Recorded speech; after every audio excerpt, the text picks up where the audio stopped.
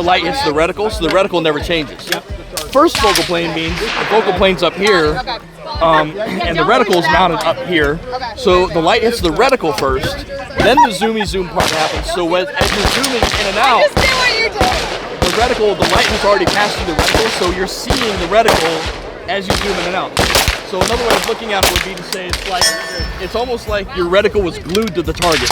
Like I just walked up and I super glued it to the target. It's always the same size relative to the target, which means that all my little hash marks, my Christmas tree, my BDC is never wrong in the first focal plane. I can be at 6 power, 7 power on a 1 to 8, and I can use my little holds for distance, and it'll still work. On the second focal plane, I have to be cranked over all the way to 8, or basically everything underneath the center is not going to happen. All my ranging and crap is not going to work unless I'm at max. So when you look through this, the problem with first focal plane LPVOs is that they're great at 6 or 8 power, where you're shooting at like 400 yards, but they suck at 1 power. You lose the reticle, everything's super small, the middle of it goes away, and that's why you have these optics like the Night Force Attacker, the Gen 3 Vortex, like $2,000, $2,500 LPVOs.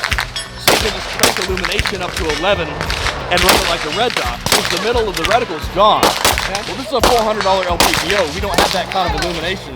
That reticle costs as much as this whole scope.